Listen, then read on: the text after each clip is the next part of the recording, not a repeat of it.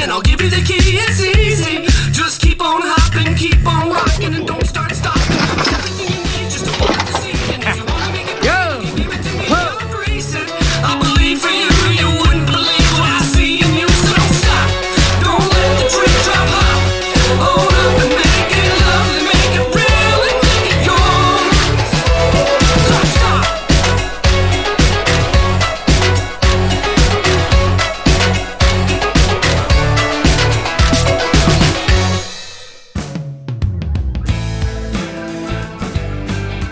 All right, Elle, I'm super excited to have you back on the show. So this is probably a couple years ago now, we talked about thyroid, kind of dove into that rabbit hole. One of the best episodes I think I had on my podcast. Definitely so much good information for all of my listeners. So today, though, you are not only a thyroid expert, you are also a confidence expert. You have an awesome book out there, Confident as Fuck. But I think it's yeah, got if we're allowed to swear, you can say it. Yeah, but it's got, I think, an asterisk in the actual It does. in the title. And you know what's so funny? Amazon, like they'll publish the book with the asterisks in it, but then if you try to advertise it on Instagram or anything, even if they'll be like, no implied swear words. And you're like, well, why would you allow me to publish the book if you're not willing to let me advertise it? Or if you were to write a review of my book, Confident as Fuck, and you said, oh, this made me confident as FU asterisk K, they deny it from an implied swear word. So I'm like, oh my God, whatever. Yes, but yes, Confident as F. And also I did the audiobook last year. The audiobook is read by me. That's really great as well. So now it's an audiobook form, paperback, and also Kindle as well. Awesome. That's so cool. So today we're going to kind of take that grasp of things rather than thyroid, because if people want to listen to the thyroid episode, they can go back and take a look at that. And we might touch on a few things, but really today it's about confidence. And I think that's a great opener for this. I just got back from winning the World Powerlifting Championships, and I almost had a major issue there because of confidence. Like I lost it and my mindset got polluted and it almost ruined me. So I think today this is a great conversation to have to follow up with that. Well, what happened there? What were the nuances of this moment or whatever that you had? Well, so there was actually a lot to it, multiple facets. And I think that's what started to beat me down. I'm a very confident person typically. And one of those huge mindset people like yourself, right? Where it's like, no, you can do anything you put your mind to. This is, own this, do all that. That's how I am. And a compounding of things happening, including getting injured, made me start to talk badly to myself. Brought up a lot of childhood dirt as well, right? And for some reason that had never been triggered in me, and I had always suppressed it. And all of a sudden, like, I started telling myself I wasn't good enough, and it affected how I trained. It affected my success. It started to affect everything. Now, luckily, a week before the competition, I was able to get my shit together and like have a talk with myself. I felt like two different people, right? Where I was like, what in the heck are you doing? I just had to go through this crazy talk with myself and literally spent a week getting my mind right and went into the competition and ended up winning. And it was amazing. But fuck yeah, congratulations. And I don't think anyone's really impervious to this. Even highly confident people like myself, I mean, it's very rare, but if there's a moment, I just quickly turn it around, maybe a little bit faster than most people, but it's exactly what you said. You're like going, hey, I signed up for this. I know I'm good at this. What are you doing? You're going to go out there. You got to like pep talk yourself. So, people ask me like, do I get nervous to publicly speak? No. But before you go out on stage or something, there's adrenaline. You know what I mean? Your heart rate's higher, right? And so it's almost an excitement, but it can be nerves. And then there was a moment once where I'm like, oh God. And it was because the person that came and spoke before me was so bad and boring that everyone was like falling asleep. And I was like, oh God, I'm next. I got to go like wake and in my mind, I was like, oh, he's ruining my thing. Like all this like outward, whatever. And then literally backstage, I said to myself, I'm like, hold on, motherfucker, you asked for this life. You wanted this life. You're good at this. You've had so much experience. You're like, you're going to go on, kill it. Let's go out there. We're going to wake them up. And I had it was just a moment. It was just a moment. So hopefully, I mean, that's the whole point of everyone is to get to the point where these are only moments. Mm-hmm. And I'm assuming next time yours won't last as long, right? You'll notice that this is happening and go, hey, let me check in and have a conversation with myself. And it does, it feels like two people sometimes, but you got to do it. So I'm so glad that you did and prevailed. So what a great example for you to walk out of and go, okay, yeah. Yeah. Well, and I think the thing is we put so much emphasis, especially as people that are a big influence, such as yourself and myself, like we put a big influence on, we don't want to let people down. We also want to be able to show up for what we speak. And in the moment, all of a sudden, it puts just that extra bit of pressure, I think, on to be like, okay, well, I have to be the best at this. I claim to be the best at this. I've got to be the best at this. Oh no, what if I am not the best at it? And you start to talk to yourself in these bad ways. But in reality, no one on the outside is thinking that, right? Nope. That's a scenario that we are planting in our own mind. People on the outside, they're happy to see you out there doing your thing, right? And if you don't make it, they're not going to go, oh, well, she said this or this is, so I think we tend to assume what others also are thinking or scenario, what things might come out of a scenario. And that can place undue pressure on ourselves that's not needed. Well, a perfect example of that is an example in my book of a woman who was like in her, older, like in her 50s, and she was doing the online dating thing. And she said, this online dating stuff is so depressing. It's like so much rejection. And I said, well, hold on a minute. Like, what do you mean? And she goes, well, I email these men and, no one gets back to me. And I said, okay, well, number one, what if you found out that half the guys that you were emailing were not even the profile photo they posted, were wife beaters, just got a prison, ex-drug. Like, what if you don't know these people? So what if that were the case and you found that out? Then wouldn't you feel like you dodged a bullet? And she was like, well, yeah, of course. And so here's what's insane in that scenario. She's allowing her self-esteem to be affected because she's actually projecting onto a stranger what they might think of her.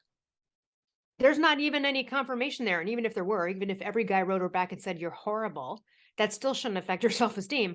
But again, I'm like, wow, isn't that interesting? You choose to feel rejected and bad about yourself. You're putting the power in the hands of strangers online. We don't know these people. They could have a rap sheet. Maybe they've cheated on every wife they've ever, right? And so it's crazy. It's not even what they think. It's a projection of what you think they might think. And it's all coming from you. So it's really how you think about yourself, right? So for example, if I were online and I didn't get any responses, I would never feel rejection. I would just be like, they missed out, or like, what? I don't even think anything about it. I would just be like, oh, well, teach their own. Maybe they like brunettes. I mean, you know what I'm saying? And that's the other thing too. Maybe all the guys she emailed, she was a brunette woman. Maybe they all wanted a blonde, or they were attracted to Asian women. We all have the right to have our preferences, right? You know what I mean? And what we're attracted to. So that's usually the case. Like you said, we're projecting onto other people what they might think of us. That's insane. Absolutely.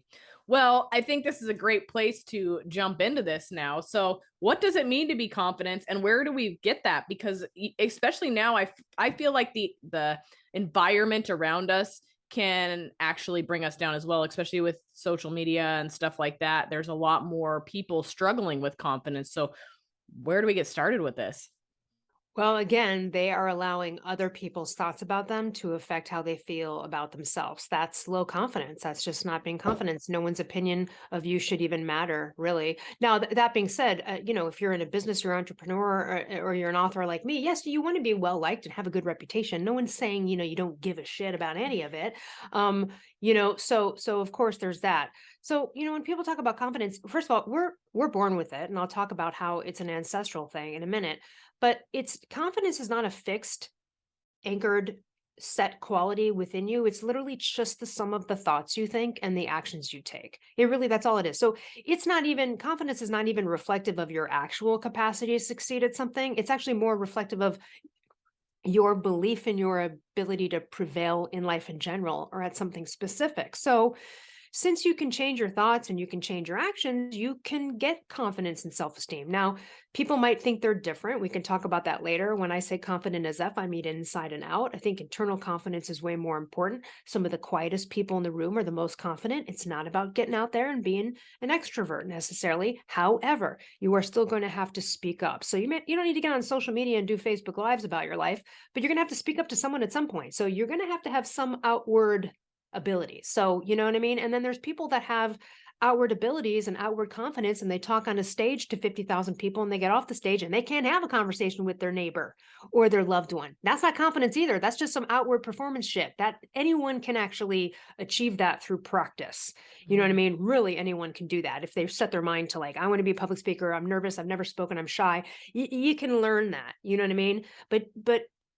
But this stuff that's inside is really the most important, but you need a little bit in the out. So even the most like shy people crippled by fear can attain it. It's just involving self-awareness, intention, practice. So, we see babies or like, unless you're born and then you're immediately beaten, okay, which can happen, but usually we're born confident. You see little kids, you have children, right?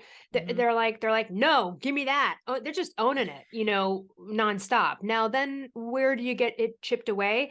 When you do start to get abused, or your teacher in second grade says you're stupid, right? Okay, so now we go through life and oh my God, people are throwing stuff at us. And so if you've had more stuff thrown at you, it's going to take more time, right? Or not necessarily more time, but it's going to take real deep work to get past that, what I call parental garbage, the parent that said you were a loser, never going to be anything. But then if we look at that, I would ask people out there, like, listen, are you going to allow that fucking parent to be right? Like, not on my watch. Because, that's just, again, giving the power like it would be to that woman who's like, I feel so rejected. Again, you're allowing someone else's opinion of you to define who you are. So so usually what happens is people are pissed at the parent, like, oh, they were so mean. They said I was going to be nothing and And you go, yeah, okay. So you're going to let them win? Are you going to let them win? No, you're not. No, you're not. You're going to have to parent yourself. Sorry to say, that's what we have to do. You know what I mean? So let me get into the ancestral stuff because, my first book, The Paleo Thyroid Solution, we what we do is, we look at hunter-gatherer ancestors, we look at their nutrition, we see that it's so much better than what we have now, and we try to mimic that. Yet we are living in a modern world and we have to adapt to certain things like technology and, we're busier, etc. But the confidence has it provides an evolutionary edge. Because what confidence does is it allows us to, navigate new challenges, tasks, social situations without pause, without anxiety, without fear. And so, when that happens, it propels us in the directions of achieving our goals and dreams. And so nowadays, though, we have this luxury of sort of wallowing in despair, self-pity, self-judgment, and not so with our hunter-gatherer ancestors. Okay. Look, life was harsh. It was unforgiving. It was unrelenting, constantly throwing our ancestors challenges. Right. And so can you imagine them like moping around and being like, I don't know, dude, I haven't like speared any beasts yet. Like maybe I shouldn't be a hunter. Like, what do you think? I don't know. I'm like so bad at that. Never. That would never have. Now we can't go back and have record. I guarantee you that didn't happen. Okay. Because they might have had a bad moment. They didn't judge themselves as failures when they didn't catch the beast. Okay. Here's the difference. And this is what we need to adopt. They saw failure as feedback. That's what confident people do. They don't see failure as a self-judgment or a hazard to be avoided. Okay. It's just feedback. And so our hunter-gatherer ancestors were quite confident in that way. So, they would, the water source is tainted. They're not going to sit around and cry about it. It'd be like, Joe, we got to move on, man. Like, what are you doing?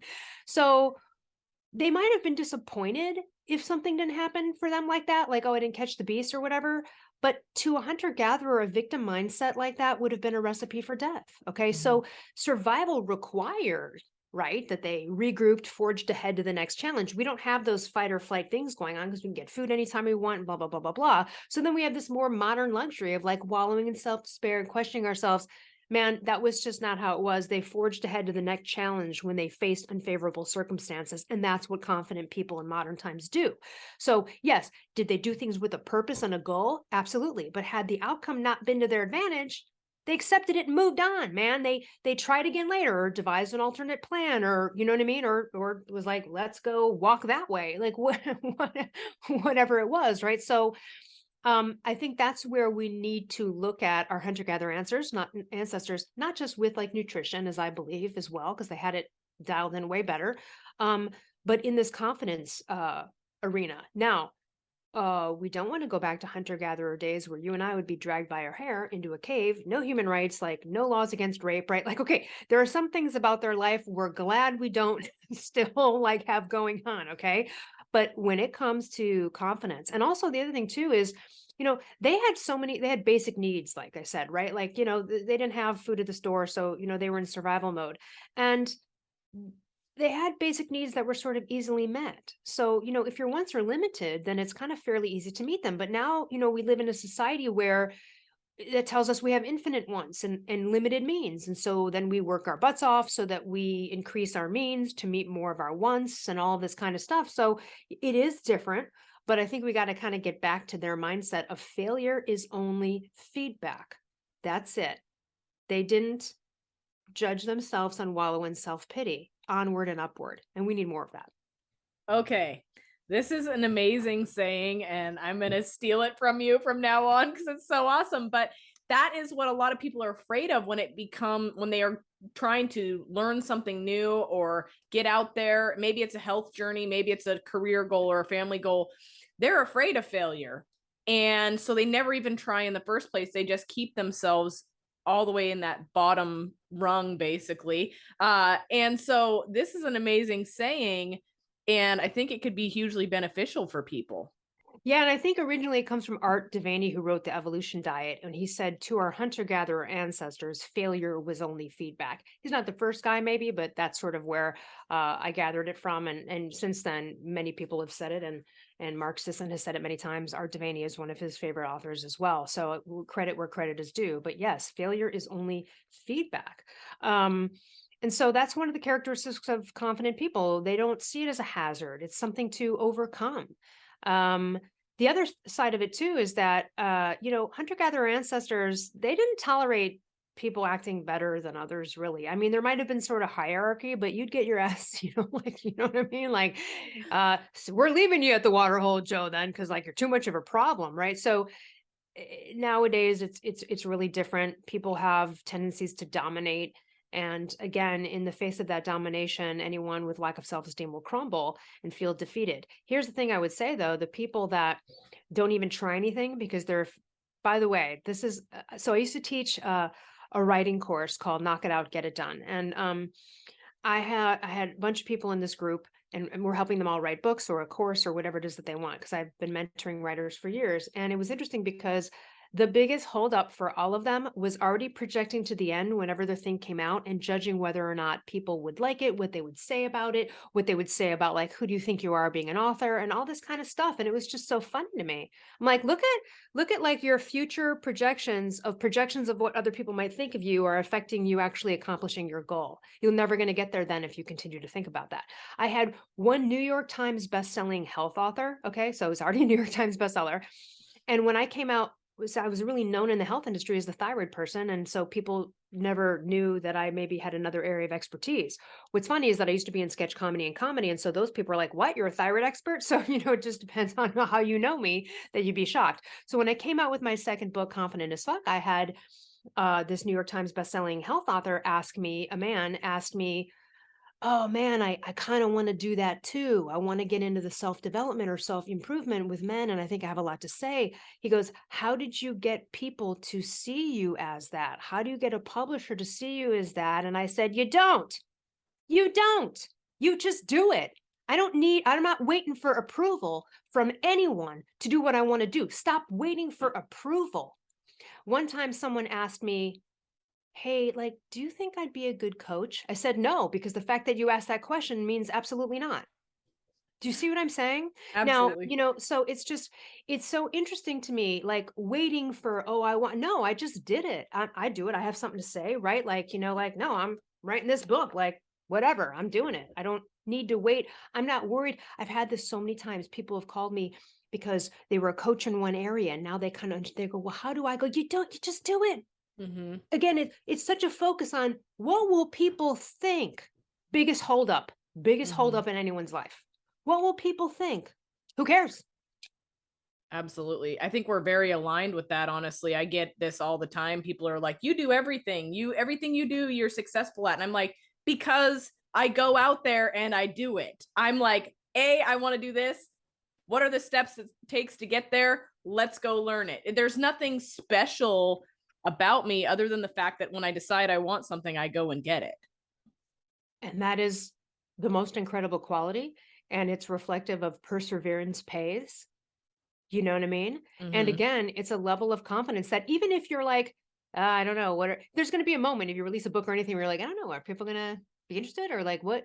You know what I mean? There's a moment. And I remember too, when I published my first book, or when Mark Sisson published my first book, the Paleo Thyroid Solution, right when it came out, like 2 days later, a couple of people were like, oh, are you like checking the reviews? And I go, no, I'm not. First of all, that's such resistance. Do people like me? Do people like me? Do people like? Oh my God, no. In fact, I didn't look at the reviews until one day someone was like, you've got like 500 5-star reviews. These reviews are amazing. I'm like, oh no, maybe I should go back and read them, because I don't care. If I helped one person, that was enough to me. You know what I mean? To me, it was, I know it's good. I'm not looking for validation from others, although it's nice and I get tons of validation from people. That's great. But again, that's a level of internal confidence. Like, I'm not checking reviews every day, because that is literally going, what do people think? What do people think? What do people think? And then it might affect how you feel. So even if there were, I mean, I know it was a good book, but even if there were bad reviews, now listen, if you always get bad reviews, you never get called back for an audition to a producer. You never win. Okay, maybe you need to evaluate. Am I good at this? Do I need to improve my skills here? What am I missing? Why aren't people liking this? Sure. But for the most part, I don't care. If one person had bought that book, don't care. I did it. I needed to get it out. I was compelled to write it. Yeah. And I don't even know that it's am I good at this thing? I know we can question those kind of things, right? But I think it's let's reevaluate the steps we're taking to get where we need to go, because Absolutely. maybe they're the incorrect steps. Right. Or maybe I, needed to clarify here, or, you know what I mean? I interviewed someone once who wrote a book on, they asked me for my honest opinion, so I gave it to them, where, normally I'm going to edit this is part of being confident. You got to choose your battles wisely, and you do have to edit yourself. Even though confident people tell it like it is. I always give the example, like, Connie, if I'm at your grandma's house for Thanksgiving and she goes, what do you think of my sweater? And I think it's ugly, I'm gonna tell her it's cute. Okay, I'm going to tell her it's cute. I don't freaking know her. I'm not gonna, come on. Let her have it, right? Yeah. But if you're my good friend, you already know I don't bullshit people. And you come to me and you go, what do you think of this sweater? I'm going to go, it's fucking ugly. Because you expect that from me. You wouldn't be asking unless you know, because you know me and I'm your friend. And so that's why my friends do ask me. They'll be like, do I look fat in this dress? I'll say, yes, please choose another. And they go, thank you. I knew you were going to tell me the truth. They're not offended.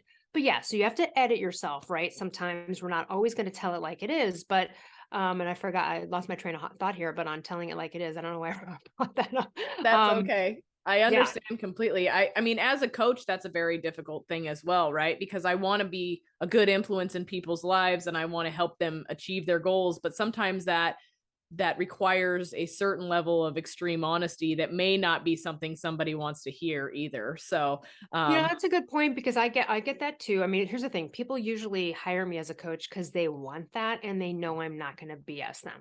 Now, that being said, though, there's a way to deliver information. I'm all just to the point here, right? But there's prefacing, and sometimes there's been conversations with clients where I've been like, hey, look, hear me out. This may sound a little harsh. Just give it a minute. You know what I mean? You can always preface something like that. Yes, you know what absolutely. I mean? A hard truth, so that they know, and also commiserate. Oftentimes, when you need to call someone on something, you've probably been guilty of it too. All that, I've had it, right? Yeah. So it may have been an old version of me, but then you can relate and go, look, I'm going to tell you something harsh, but here's the thing. I've been through this. I know it. I'm not blaming, this is just one of these things I see. I've been there, so you can always preface a harsh truth. And then some people are just okay with absolute straight up direct stuff. And then on the flip side, being ultra confident like me and very direct is a pitfall, in the sense that, especially as a woman, like I would like to answer every phone call with like, yo, what do you got? You know, like, what do you Yeah, need? yeah. I don't need small talk. I don't need how was your weekend? And, you know, my mentor, Mark Sisson, was very like that. We worked very well together. He's from Maine. He's extremely direct. And people would kind of be a little bit like afraid of that. People can be intimidated by that. Do you know what I mean? But it's really the most authentic and there's no emotion behind it. When we're direct speakers, there's usually no emotion behind it, but it just because it's delivered in a certain way. So I have found that, yes, over the years, I got to gloss up an email, put a little sprinkles on there, you know, because I would just like to email back and be like, yeah, great, fine. What do we do now? Where that just doesn't read correctly. That tone is not, you know, so Mhm. that's a pitfall. So someone like me, that's something I have to work on, like understanding my audience when it comes to my direct communication. I've even had people say like, man, you and Mark, like you guys are so freaking direct. And it kind of startles people. And I get that. But for the most part, people admire me Mhm. for that. They admire that. You know what you're getting. You know what I Right. mean? And so when I'm dealing with a very direct person like Mark Sisson or any one of my friends, really, I am never offended by anything that comes out of their mouth. I really Mhm. appreciate it. It's direct, it's honest, and there's no emotion behind it. It's just straight up facts, you know, or straight up their opinion. And life is easier that way when you are friends with other people who also are confident as fuck and can Mhm. tell it like it is. I also want to touch on shyness for a second. So there's this quote by Andre Dubus, and this is going to sound harsh, but this really is revealing to me. He said, shyness has a strange element of narcissism to it. Mhm. The belief that how we look, how we perform is truly important to other people. It's not. Newsflash, everyone. No one cares, really. They're thinking about themselves. I mean, this is really the this is really the truth. So it is interesting that quote. It's like you're operating in a way you're so fearful of all of these things because you're so worried about what you know. Yeah. Yeah, absolutely. And I think that this is a huge thing to highlight when it comes to that is like so many people want to hide, right? They don't want to put themselves out of there. Back to the fear thing, right? So what is a great first step if somebody other than just saying do it, because you and I, that's what we would say, right? Is get Yep. out there and do it. Is there a recommended first step for maybe somebody that's not quite as confident as someone such as you and I? Yeah, well, it depends on what they want to do. So the people that I've coached before, again, it is small steps. So let me give you a real small step with someone. I used to run a group confidence course before. By the way, I have to everyone listening, I have online courses for both confidence, the ultimate confidence course and the ultimate thyroid course. So I've expanded my book, you know, both of the books within these courses. Before that, I taught a live group confidence course. And in it, she doesn't mind me sharing it. And she talks about it. She's actually on the landing page for the course. You'll hear her testimonial. Barbara is about 57 years old, struggled with being a people pleaser and confidence issues, so she took my course. And she's also an amazing health coach, a registered nurse, a badass. Like you see her muscles, she's ripped at the gym. She's doing great. She just needed some confidence, and she's really good at what she does. Anyway, Barbara Diaz de Leon. I'll just give her some credit right here. So anyway, Barbara came into the course and I was very action oriented. I'm like, you guys during this course have to come up with stuff that you currently are dealing with so that we can actually turn it around. And so she said, okay, she'd been going and getting her hair cut with the same hairdresser for like 10 years. And if you're watching, and if you're not, maybe you can imagine this, but the hairdresser, like I don't know, months prior, on the bottom of her hairline was cutting up, like kind of feathering it versus a blunt cut, which is just straight across, right? Now, Barbara didn't like the way that this looked with her just cutting it upwards versus just straight across, and she wanted a blunt cut. But she was kind of worried about speaking up. Now, people out there might go, well, that's freaking dumb. Like, just say something. No, for someone that's struggling with confidence, that is a big deal. And here's why. Number one, most people who aren't confident and have lack of self esteem feel that speaking up has to be contentious. It doesn't at all. You can, boy, this is a great example of that. So, I said to Barbara, I said, okay, well, you're going to have to go in there. So you're going in again soon and you're going to need your blunt cut. You can't keep having this thing you don't like. So we're going to have to address it. And she was afraid of speaking up. Again, usually you're afraid of like, oh, it'll cause a conflict. They won't like me anymore. I've known this person for 10 years and da, da, da. So I said, first of all, I said, well, hey, is there anything from the last time you went in to get your hair done that you could bring up? Like, did the hairdresser's daughter get married? And she goes, oh, actually, there is something. She had given me a new conditioner that I really liked. I said, great, let's just put that aside. Everyone listening, this will make sense in a second. I go, put that one aside.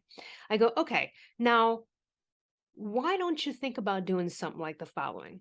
Like, you go in, and here's the thing, you don't do the like, hey, like, I kind of didn't ask for this and you've been cutting my hair the same. Okay, that's just kind of a negative-y, shitty, the person might be on the defense. Instead, you could just go and go, hey, look, I know we've been doing the upwards cut there for a while. I really want to try the blunt cut. I know it may take a couple times to get right. Can we do that?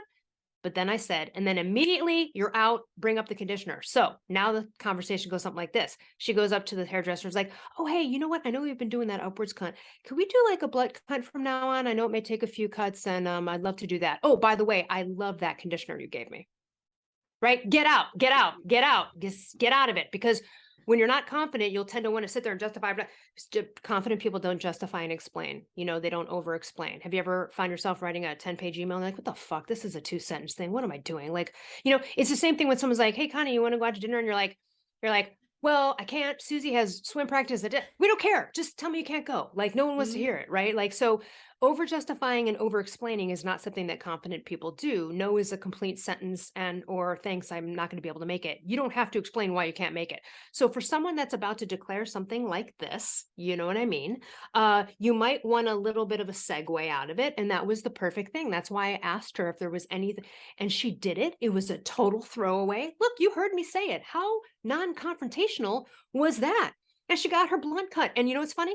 The hairdresser said the same thing. She goes, oh, yeah, okay, no problem. But it may take us like a few rounds to get it right. And she's like, great. And now she's so happy. No conflict, no bad vibes, no weirdness. She didn't have to go. By the way, if she had just like left to go to another hair cutter, okay, because she wanted to avoid this conversation, she'd still run into more problems. You don't learn that lesson, it's going to keep coming up, man.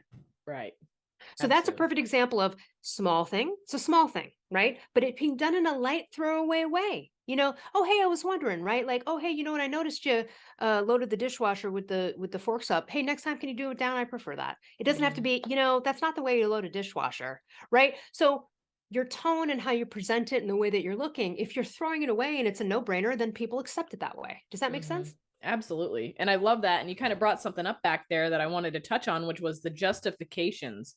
You see more and more of that lately. Like, well, I was going to do this, but this happened, or this was going to happen, or even if you did something amazing, but then you threw in an extra justification in there, or an excuse, I like to call them. So that was something I started checking myself on a couple years ago, as I was like, what? I don't need to make an excuse to anybody. If shit didn't go the way I wanted it to go, oh, well, doesn't matter. I mean, I don't need to explain that to you. And most people don't even care. They don't care. And not only that, it's weak because we're reading that email about I got to take Sally on Tuesday and then my mother's coming to town and I don't think I'll be able to, okay, I'm going to just like be there or not be there. I don't care. And if someone keeps pushing you for reasons or is challenging you, they're probably kind of an asshole narcissistic person that, nobody would really do that. They're cool. I'll give you a great example. A client of mine, very confident. But look, even confident people have moments. Okay. So this confident person, let's say we'll come up with a number. They make a hefty 6-figure salary. Let's say it's like 250 and they got a job offer. Let's say the job offer was for 275. Okay.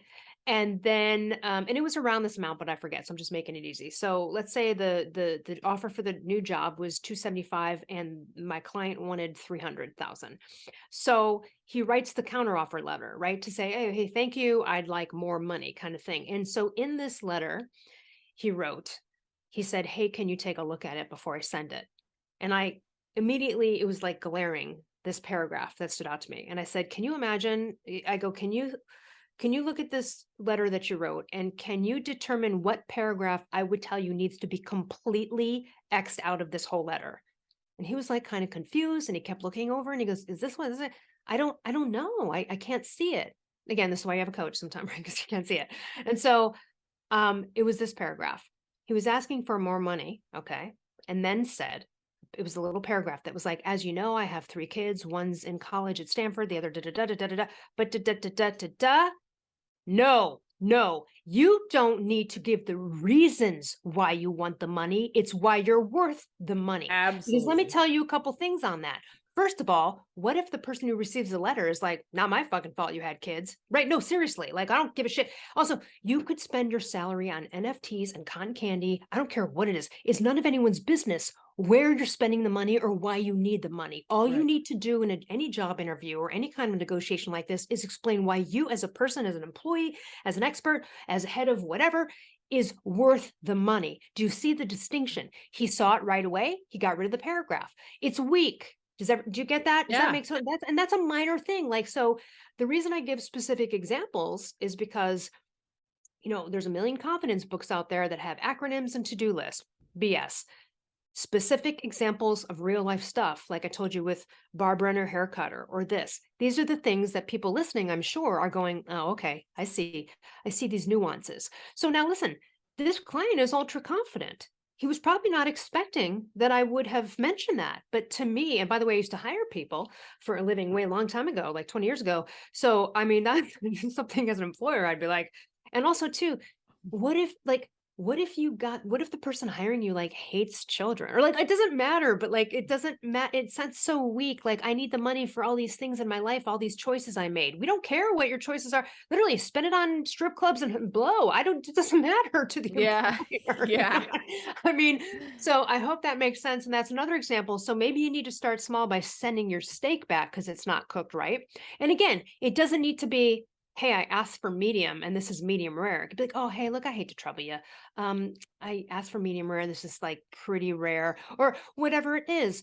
Again, maybe these small steps like the hairdresser, it could be a small step by not answering the phone right away to toxic people. Even that's a move. That's not a move. You're not even saying anything, but it's an action. It's Mhm. a boundary that you are drawing. You're saying something without saying something. So Mhm. there's lots of small ways. And listen, I wouldn't expect anyone to just be like, go out and do it. Like, that's very like, just figure it out, or sorry, just do it. I mean, I know you and I are like that. It's like, just do it, knock it out, get it done. But as you talk or as I coach with people or in my course, um, these are the ways that I teach through specific examples because that is the way we grasp this stuff. And so this guy's ultra confident. He's already making 250. Like, you'd think he would have already won the confidence game. But then there's Mhm. still moments where you see what you're doing or you see where you're over justifying and explaining. And confident people don't do that. And that's why as you said, like confident people do have moments, right? But that's when Yes. we are taking a look in the mirror or we're checking in and we're being like, okay, what the fuck are you doing right now? What's going on? Why are you doing this? Okay, let's get this fixed, right? Right. And in that scenario, my client he was justifying his financial situation instead of being like, I deserve better because I'm awesome. Mm-hmm. I mean, that's just, you know what I mean? It's about your skills you're bringing to the table because literally, how sympathetic is someone going to be? They're not going to give you a raise because you need it, because you made choices or send your kids to a private school. Like, nobody cares. And also, it's really not valid, is it? It's Right. not a valid reason for me to give you a raise. I Um, so yeah. So the other thing too is like, catch yourself with 5-hour responses to these things, justifying everything. mhm. Try to be more succinct and clear. So you start identifying places where you're justifying a lot, and that's another place to start. Um, Mhm.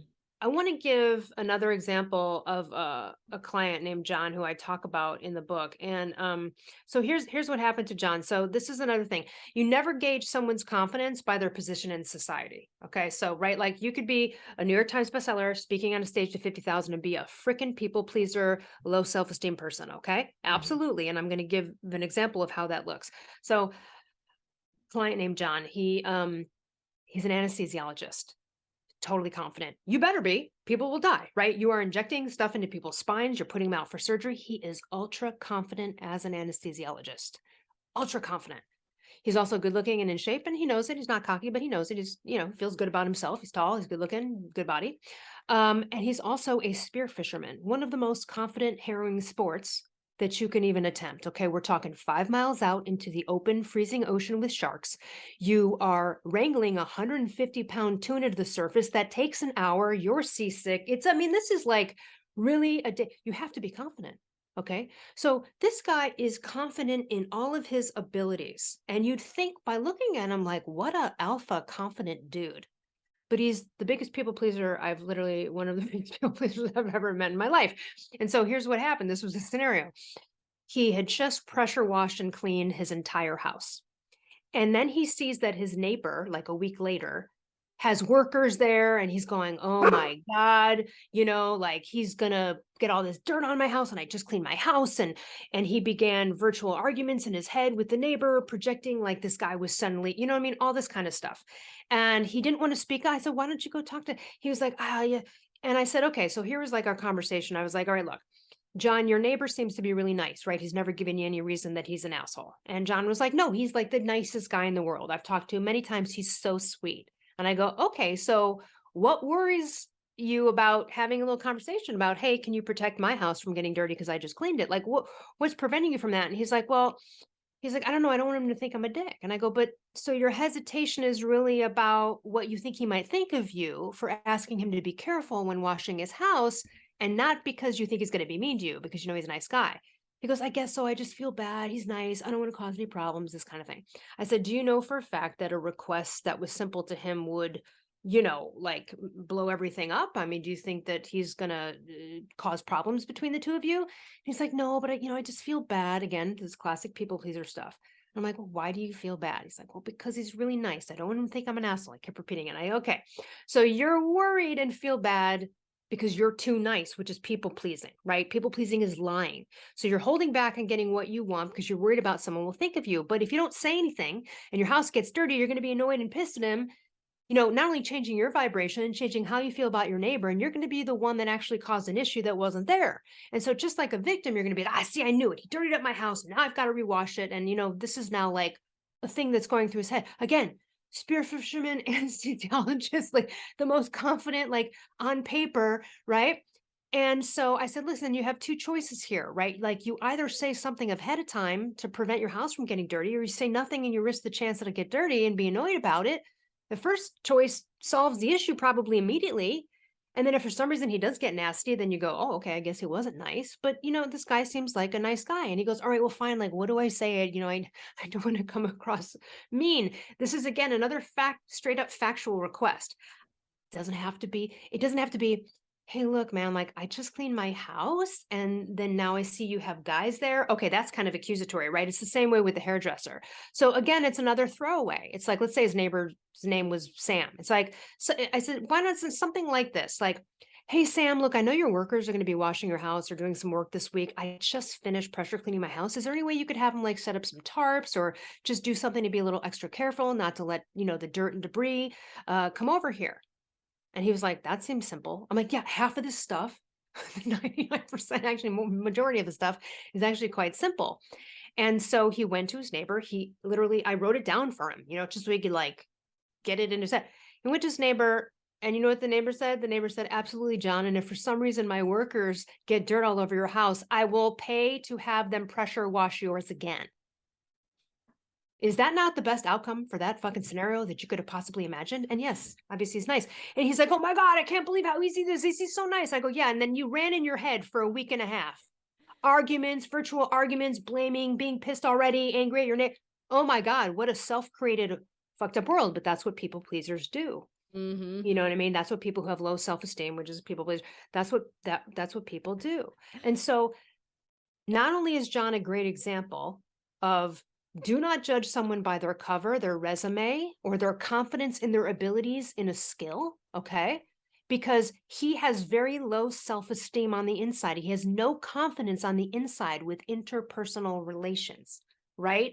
And so this is why you can't gauge it that way. You've got to gauge it based on seeing how people are operating in life. So, I'll be honest with you, like I'm very confident. So, I need to be with a confident man. It's, I can't be like a life coach, right? I tend to go for pretty, masculine guys who are ultra confident. And, that's just like, if I were dating someone in a scenario like that, and I heard this from John, I would be immediately unattracted to that person. Mm-hmm. Because to me, that says red flag. You can't handle any kind of conflict, even a fucking conversation with your nice neighbor. You Mm-hmm. can't speak up about something this stupid. Now, again, I'm not judging people out there. That's just my personal thing with who I would choose to be with as a romantic partner, because I don't want to be the alpha in Right. my straight female, straight man relationships, right? I mean, I can't speak for everyone else's dynamics, right? So that's just like a perfect example. And, I'm sure a lot of people listening have been through something like this. And then he was like, you'd have thought he would have won the lottery. He was like, oh my God, it was so easy. It was so nice. Yeah. Yeah. Yeah. Yeah. So, this made me think of a scenario and I was in recently, actually. It's funny how we tend to brew scenarios in our head and they can literally drive us nuts and pollute our freaking mental psyche, right? Yes. And so I do coach bodybuilding athletes. I'm a judge for bodybuilding shows, all that fun crap. And so I know what I'm looking at when I look at people. And one of my fellow coaches, had a client that's posing. She probably would have won everything that whole day, but her posing was awful. And to make it worse, it was so bad that it was very the posing was not good. It was very sexualized almost. To put, for lack of better words. And like I too was sexual for what and as a judge and a coach myself, had I have been, and I always put myself in other people's shoes, and I don't have a good filter. And I was like, okay, well, should I say something? And then I decided yes, because if I was that person, I would want somebody to come up to me that has the knowledge and tell me so that I could fix it for next time. I would, and if it was bullshit advice, then whatever. At least, I mean, because people give bullshit advice. There's no doubt about it. But I would at least be open to hearing it, because it could make an improvement, or whatever. So anyway, I decided that I would approach this person and tell them, and I was very, very nice about it. And I was like, hey, next time I would probably do this because it's going to be a lot better. And the coach was sitting there and he was pissed. I could tell immediately when I mentioned something, but that was the only time I could catch her. And I could see his whole face was red and he was angry about it. And then I was like, well, dang, I really like this other coach. I felt awful almost immediately after I got done saying it. And I was like, well, my big mouth just fucked up, but I saw the guy the following weekend, and I walked up to him and I said, hey, you know what? I want to apologize to you. I may not have handled that in the proper way. Are you saying you said that to the coach or to the coach the following Yeah, weekend? I saw him. I said, hey, you know what? I want to apologize to you. I said, I may not have handled that in the proper way. I probably should have approached you directly and we should have talked about it. And then you could have informed your client. And I thought about it afterwards and I was like, yeah, I should have done that differently. But I had the balls to go up and apologize to him and tell him, hey, listen, I think that I could have done this better. And I'm sorry that it upset you. And he actually said, you know what? I was a little upset, but he said, I was actually more upset about somebody else that brought it up to me before you had, in a very rude way. And he said, so it wasn't actually you, but he's like, I want you to know, after I had developed this scenario that this guy was going to be angry at me, he's like, I want you to know, I really appreciate you coming up and saying that. And everything was good. And he's like, I'm really glad to know you. And thank you for your help. And I was like, oh, see, I developed this scenario in my head that I was going to lose a friend essentially over this. And instead it all turned out good because I had the confidence to go up and tell this guy, hey, I'm sorry. I might've fucked that up. That's beautiful. And honestly, that's a part of confidence, is being able to own it. Yeah, absolutely. Own it.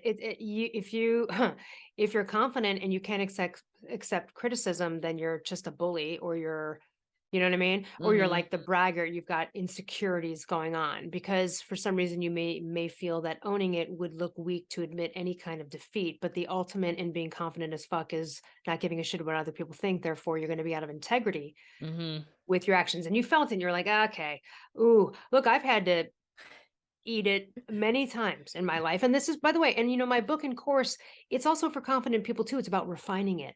Right. There are nuances here. So it's people who need confidence, and also, people who are ultra confident like you and I, like, okay, I've got to sprinkle some prefacing emails, maybe use a different tone since they don't know me well and they're going to see it as angry. So I got to lighten it up. Do you know what I mean? Yes. Again, like, and sometimes, too, is, when I've coached thyroid people for many years all over the globe, sometimes, like, I'm very factual about what I'm talking about, like, when we're in a session. And I've also noticed too that I've been like, ooh, you know what? God, I forget, sometimes, because I'm not sick anymore.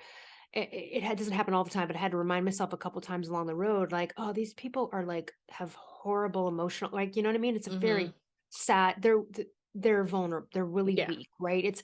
They're sensitive. Do you know what I Mm-hmm. mean? Just based on what's happening to them. Like I used to also be that person too. I just Mm-hmm. bawl crying because, your mess, your hormones, your brain, everything with thyroid just screws up everything. And so, I would remember that and be like, ooh, I gotta, and one time I was just being really direct and factual, and one of the clients just started crying.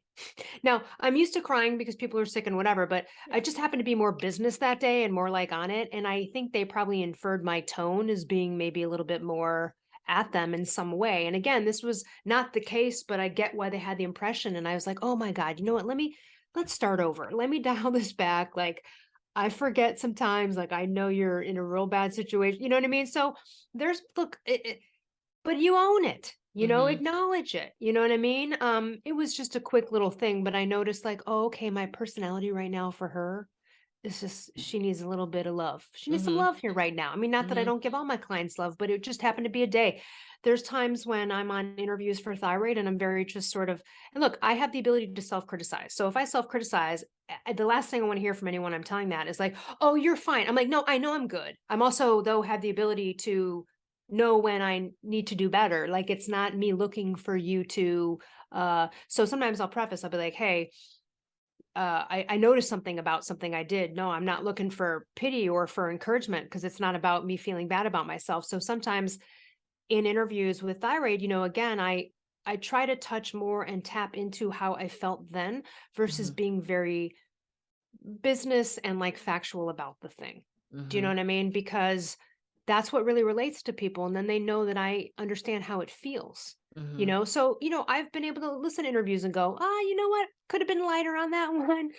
I could have, and that's great too. But that's another thing. Like you said, you owned it with that guy's self-criticism, being Mm-hmm. self-aware. That is part of being confident as fuck. Mm-hmm. Being able to own it, being able to check your ego when it is causing problems. Mm-hmm. Absolutely. Being able to say, hey, okay, I was wrong here. I was Let's wrong here. let's fix Absolutely going it. to own Yeah. this one. Instead of try to define it or justify it, even sometimes if the other person was wrong too, fuck it, just take the high road. Mm-hmm. So that is a great quality of confident people as well, right? Mm-hmm. Choosing battles wisely, and within that, right, that what we're kind of talking about, owning Mm-hmm. when you F up and you need to apologize. I love that. So, if there was one thing though that you want to get out to my listeners as far as confidence goes or just being successful in general, what would it be? I mean, honestly, confidence is your key to everything that you want in life. It really is. From the bedroom to the boardroom. Doesn't matter. You speak up, you're not going to get what you want in the bedroom or the boardroom or anywhere else. Confidence does involve speaking up, declaring boundaries. You're not going to have healthy relationships if you're not able to draw boundaries, right? So every area of your life is affected by this. And 85% of the world has self-esteem issues. So usually confidence and self-esteem is the only thing holding people back from pursuing their dreams and goals. It is. And I often hear this from friends and colleagues like, wow, I so admire you, just go out and do it and da da da da. And I'm like, yeah. So the truth is that no one's going to make it happen for you. Confidence is generated from within. It really is, regardless of your upbringing, regardless of horrible parenting. It's from within. Only you can do it. So do the work, get into it. I don't care if it's, buy my audiobook. I also have a free 90-minute confidence masterclass where I go through like a ton of these examples. And so you could go to elleruss.com, free stuff tab, click on the free confidence masterclass, watch me on a video for an hour and a half, going through all sorts of examples, some from my book, some not. And maybe that'll give you a little bit of inspiration to start to move forward. But either way, it involves work, self-awareness, and going through sort of scraping off the barnacles of your life, parental garbage, looking at downers, looking at other things, bullying, adult bullying, stuff like that. What I noticed though is that, and here's the thing, you're going to continue to get challenged though, unless you finally meet the freaking challenge at some point. You have got to do it or you're going to continue to struggle with this stuff. And Mm-hmm. so once you're beyond it, it doesn't mean you might not get a tester scenario that tests your confidence, but you're going to be way better off. And I can't even tell you, I've seen such 180s with so many of my clients, so many people that I know. And look, this could be anything. Usually people are confident in one area, a lot of areas or one area, but then they have another area over here. Like I have a friend who is no BS direct in romantic relationships where usually like a lot of people aren't, but then they can't go ask for a raise. Do you know what I mean? Like ultra confident here, speak up in all these uncomfortable situations, but then this one, they cower. I have a friend who's a famous artist. He can sit there in front of his paintings, talk to people all day at an event, but like trouble asking out a girl because he's too shy. Right. So, if you're listening, there is some part of you that's confident, even if it's like, I'm a good daughter. I'm a great friend. I'm good at backgammon. Like, I don't care. There's something you're confident on, and then you just need to expand it.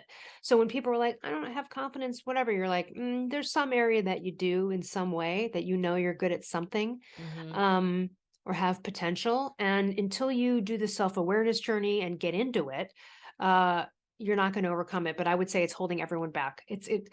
It's just and you know this because you're confident and you just go for the stuff that you want. Everyone can become that if they want. That doesn't mean they have to be a speaker or an extrovert. By the way, I'm actually not an extrovert, which would surprise a lot of people. Me neither. I'm a homebody introvert in a lot of ways. I don't get my energy from hanging out with other people. I live in the middle of the mountains with no street lights. I am in an isolated, like trees, I got mountains, like I am not, but I am completely extroverted, right? In these scenarios, I have no problem public speaking, performing, any of that stuff. If you are an entrepreneur, you want to do anything that Connie and I are doing, then you are going to need some speaking abilities, right? Because you will have to self-promote. And so if you're not in a world, but here's the thing, even if you're a stay-at-home mom, you're going to have, look, I'm sure it's happened to you.